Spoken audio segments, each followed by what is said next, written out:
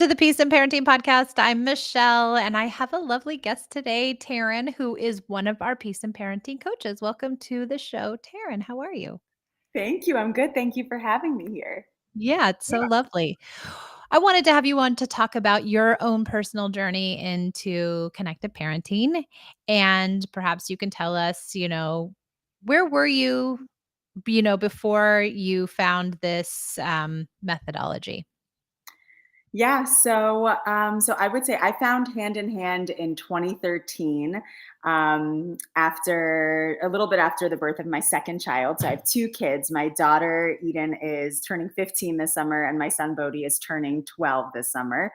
And I would say that before I had my second kid, I felt like really confident as a parent. It was something I knew my entire life that I wanted to be a mom. I was one of those kids that just like dreamed of being a mom, felt like I'd be a good mom, was really close with my own mom, who was close with her own mom. It was just like a whole line of moms that were really inherently like warm and kind and nurturing and educators. And I was an educator. It was all I wanted to do was raise my own kids. And it started off like pretty well. I feel like when I had my first, it was after we got over kind of a rough like early postpartum, really hard like intro to breastfeeding. Those first few months were very rough. I feel like once we got over that, it was pretty easy. She was inherently like a go with the flow kind of kid, just pretty cooperative, excited to be here, excited to be alive, just like made it fun.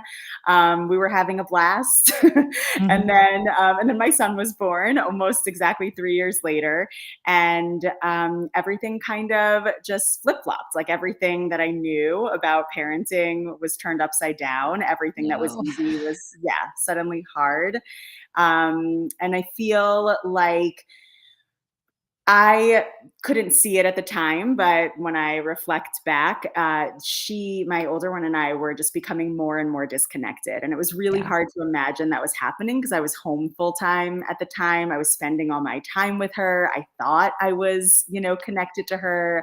I thought we were doing well. She was really, and still is, like a really independent, spirited kid. So she would play by herself. She would go out with her dad and adventure out in the world while I was home with the baby. And I was like, she's living her best life. Like, she's great. We got this made. Um, and then really slowly but surely, we were just becoming more and more disconnected. I was spending more and more time with the baby, less time with her because I felt like she didn't need it. She was doing so great. She was thriving. And then my biggest sort of light bulb moment that I can recall was probably like 6 or 7 months in. She was out of diapers for over a year at that point, and she just like looked at me from across the room. I remember it so clearly, like the things that get blurry over time. This I Yeah. remember very, very clearly. We just like locked eyes, and she just started peeing everywhere while staring at me and just like holding the stare. Oh, that's Yeah, a yeah, good yeah. it's a message, right? It was a message, and I Mm. got it. Like, it was Yeah. very clear, you know? It Yes. it wasn't just like, "What did she do?" or "What's wrong?" Yeah. I was like, "Oh, no." Like, this is a Yeah. very clear, signal to me. So, right around that time, someone sent me a Patty Whippler article. So that was Yeah. my sort of introduction to hand-in-hand parenting and this idea of, connected parenting, which, before I knew about it, I would have said that I was a super connected parent. I felt Yeah. really connected to my kid and my kids, and um I think it was that's so interesting you say that because I thought that too, and a lot of people they'll say, "Well, what do you think the problem is?" I will say, "Well, maybe the problem's connection," and they're like, "Oh, no, no, no, no, no. I have a deeply connected relationship with my child. I am with them all the time. I constantly connect." And I think that's so true, right? We do have these connected relationships and we are constantly connecting. But connection it's a complex beast, right? It can it be really very is. many, many facets to it and very specific ways in which kids feel connected that we don't necessarily feel the same way, right? They Yeah. get their connection in different ways. So I think that's such a poignant thought is that, yeah, I'm connected to my kid. How can they pee on the floor? Like, I'm connected to them. What are you talking about?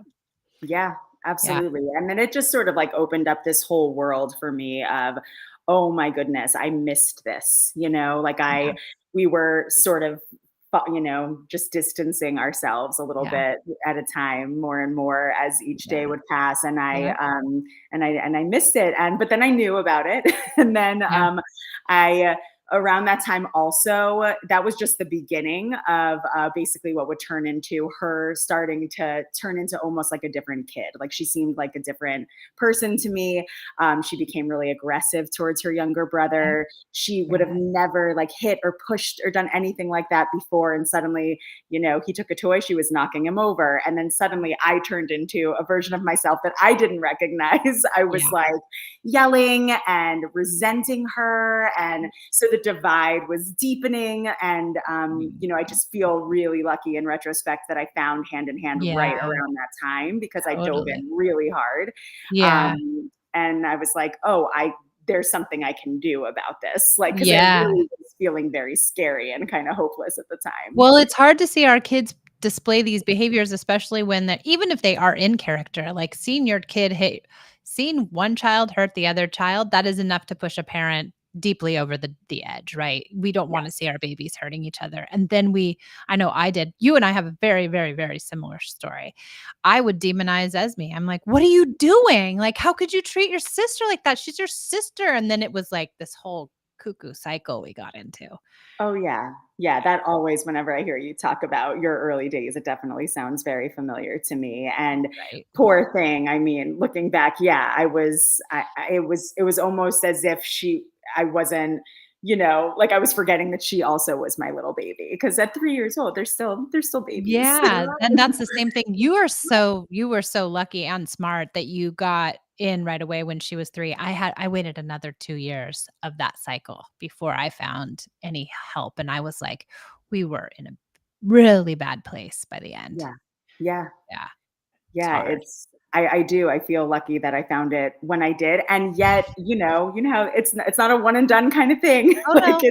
there are so many cycles of it and so many ages and stages. And that's why I just feel so grateful that I have this information, that I have the tools, that I've been practicing it for as long as I have. But also like there are always new adventures and there are Oh, yeah. always ways to like bring them out and, refresh and go back to the basics. Yeah, I think I had to do that when, Esme turned 12. I talk about it a lot, but that I was like, "Nope, not doing connection now. We're all done with that. That was fun, wasn't it? We're done. Now we're going to punishments, everybody. It's not happening. You will not talk to me like that." Like, and I had Right. to really recalibrate, and I remember calling, Kirsten Nodelson and saying, because she's a trainer, and saying to her, "I'm done. I'm not doing this anymore." And she's like, Yeah. "Oh, yes, you are." I was like, "Oh, no, I'm not." And she had to talk me off the ledge literally, 10 years or 8 years into it. I still Yeah. was questioning it because I thought, am I going to get great kids in the end? Am I going to get kids who won't be saying these sassy things right to my face? Because you get Yeah. very confused. You can get Yeah. confused even after years of doing this work. Yeah, and I think it's totally normal to think like, "Oh, but I'm doing all these things. They're automatically gonna be, like, amazing and it's gonna be easy," and it just really isn't. Isn't that right? 'Cause No, we're wrong. no. It's almost sometimes worse, I think, because they feel so safe to be who they are with us because we're the safest place that we get the deepest dysregulation, right? And Yeah, that's a hard, paradigm to come to terms with. Oh, we got yeah. balloons. Oh, wow. Wow. Yay. Got balloons. Yeah, I think it's a hard paradigm to come to terms with that you just might get some really off track behaviors and that's normal. Yeah. Yeah, and that's, so I read that article, I ended up taking the Yeah, starter course, the 6-week course, I, like, loaded up on the tools, I started practicing them, I dove in hard, I was like, "I'm on this now," yeah, and it was hard, but I did feel like a little bit of a boost of confidence, I would say, and just, like, handling the situation and not just totally run over by my 3-year-old and infant, yeah. and yeah, so I did that 6-week course. I started noticing little changes like right Yep. away. I really Cooperation. Yeah, and it was a whole shift in perspective. It went from like her being the problem and her being like this new monster child to me being able to see that she was struggling and that she needed Yeah. my help in a different kind of way. And that definitely shifted things, and the vibe. And she definitely, we struggled with sibling rivalry for a while. It took Yep. me, you know, quite some time to really Same. like understand how to use the tools effectively. And that was probably like the last thing that I Yep. saw a turnaround with. And honestly, they've struggled with sibling rivalry on and off for years, but they're Yep. also best friends, which I don't think I ever could have imagined at that time. Isn't that yeah, I think so too. We've struggled with sibling rivalry on and off, and we've gone through years of amazing and then years of and I think it's with every stage, right? Like, Pia didn't have a voice early on, and so when Esme started to change, Pia was fine with it, and she never really asserted herself when she wanted to she let Esme run the show, Yeah. and as soon as Pia found her voice and was decided that she didn't want Esme running the show anymore, ooh we had some, like we had some feelings around that. So then we went through Yeah. years of that, and then we went through years of Pia thinking Esme was just, like, annoying, right? Because she's, like, a different personality, and she just thought she was annoying, and now they're, like they're friends, like, in a really like, do stuff together, like, go to the mall together, like, do things together. It's so cute. Yeah, my kids are at the neighborhood pool right now, and I just spoke with Cute. Eden right before this, and I was like, "Is Bodhi okay? He doesn't have a phone yet." And she was like, "Yeah, he's hanging out with me and my friends." And I was like, "What?" So She's just, cute. I know. So, yeah, but so I credit connected parenting I for do all of too, I that. really do. It helped me see that and I talk about this in the sibling, podcast a lot that, there doesn't need to be a winner and a loser in a sibling fight. That really Yeah, is like and I always was trying to pick somebody, and that was so basic, but it took me a long time to, like, put it into play. yeah, Yeah, definitely. It's hard to yeah. see it before you know. I know. Um, So tell me about peace and parenting. What do you like about your Thursday class? Because you do a Thursday class every week, and also, like, your one-on-one clients. What feeds you in this realm? Yeah, well, I'll back up a little. I'm loving my time here with Peace and Parenting. I'm Yeah. so honored to be part of the team. It's an incredible team of coaches, obviously with you at the helm, Michelle. Thank you. And I just love the community. There's so much support. I am a deep believer in the fact that parents need support. Yeah. We're not really supposed to do this by ourselves. There is so much support in this community, in the group calls, and the one-on-ones, in the school community, Yeah. various online platforms. There's just like so many places to turn for support. And I love that I get to be part of that as a parent and as a coach. Mhm. Um, I'm really loving. So I was actually in like the birth and postpartum support space for many years. I am a former doula, and that's actually how I got my start with working in the coaching world, was in these new mom support and education groups before I did my hand in hand year-long certification. And so I was really working with parents of much younger kids. Mhm. And one of the things that I'm loving the most right now is that all the clients I'm working with, there's just such an age range. And Yeah. it's beautiful to see how the tools can really be used at Mhm. every age and stage. It's like, Right? it looks different, but it's same foundation, really. Totally. I think that's what the beautiful thing is people will say, "Well, like, I don't know if I wanna be in a class with people who have toddlers because I have an 11-year-old," and I'm like, "Just you wait, you have the same problems, they just look a little bit different," and, like the tool of play, people will also say, "Oh, I don't think play is for my teenagers," and I'm like, "Oh, but it is. It Yeah. very much is for your Yeah, it teenagers." looks it looks a little different. I was just on with someone earlier, a one-on-one client, who was saying how much easier it is to have special time with her 4-year-old versus her 9-year-old. And we kind of uncovered a little bit that it's more about just finding the path in. Yep, And sometimes it looks different than you think it might. Like, I yep. recently shared on one of my group calls that my son loves Fortnite, and I kind of can't stand it. And it was like this thing that was between us. And then I ended up flipping it and using it as a way to get into, Connected. to get more connected with him. I Yeah, started that's me playing with it with him. We're like that's so laughing. good. Yeah, I'm so bad at it. He has to like tell me how to do it and he makes fun of Perfect. me. He laughs that I like, I try to use all the like terminology and stuff and it cracks him up. And it's just it just looks different, but it's still play. That's so sweet. As Yeah. Pia makes me watch used to make me watch, not so much anymore, Norris Nuts and, God. Dance Moms. Oh, okay. And I would be like, "Oh my god, I cannot take either of those. They drive me insane." And I would be like, "Sure, I'll watch another one of Dance Moms. Abby Lee's my favorite. Love her. She's real top notch," and I'm like, Yeah. "Oh boy." And she'll every once in a while be like, "Mom, you wanna watch Norris Nuts?" It's like she almost liked making me do it, like she had control. She's like, wants me to Yeah. yeah, which was so lovely because Exactly. gave her so much control, but yeah. Well, I'm so Yeah. glad And I we like mean, yeah. yeah, I was gonna say like in the group calls, like in the Thursday call, I mean, different people come and go, but I would say there's, a parent of adult kids in there, like young adult kids, teenage into like early 20s, and then also a parent of like a 2 year old in there, and everything in between. I just think it's so fascinating and beautiful to see the way they can still show up and support each other and learn from it and share how they're practicing the tools in their own homes and Yeah. what's working and what's not. And it's just, And a it parent brings of a us. 2-year-old parent of a 2-year-old and the parent of the 20-year-old still can be dealing with almost the same thing. Like, is it Yeah. parent shame? Is it from your own childhood? Like, are you dealing with judgment? Like, all those things happen no matter who you are and what Yeah. you're doing as a parent. Yeah. Yeah. So good. So, so good. That was one of my favorite things about the year-long certification program was just like the deep dive into self that it makes you do. That it's like I was like, oh, I'm doing this because I need more certifications to feel more, confident in supporting these parents of babies and toddlers as they get Yep. older. And it was such a deep dive into myself and who I am as a person and as a mom. And Yep. I think that is so, clearly so much a part of this work is we're just constantly connecting dots Yeah.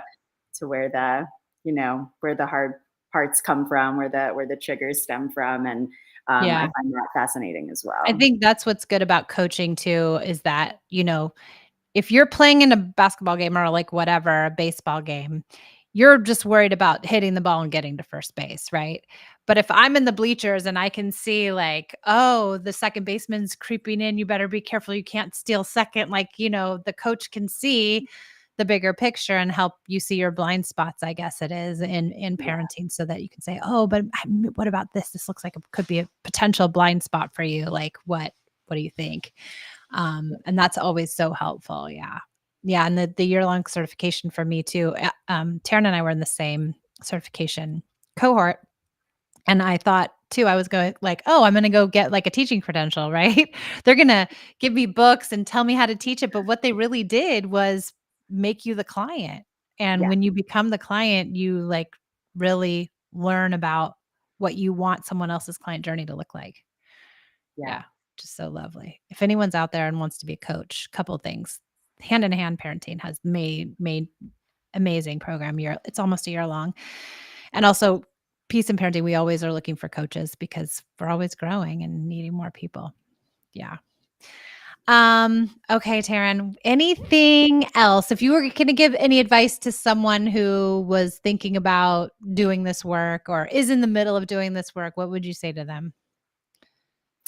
doing the work as a parent or a Yeah, coach or as both? a parent. Oh, as a parent, just stay the course, because it is, it's not linear. It's, we've touched on that a little bit, but it's definitely a journey. And I think even after you've been practicing this way of parenting and using these tools for years and years and years, you hit rough patches all the time, and you always have to go back in. You always have to dig deeper, and it's not a reflection on whether or not you're a good parent. And I think sometimes I notice that happens for myself and also for the parents that I work with, that like they hit a rough patch and it's just like, oh, maybe this isn't working.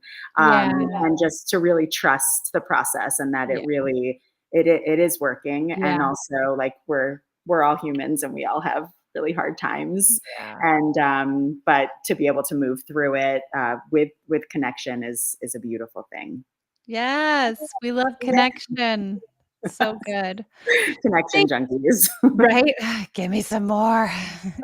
Um, thank you, Taryn, for joining us. I really do appreciate Yeah. you sharing your story, and, thank you everybody who came and listened to the Peace and Parenting podcast, and we will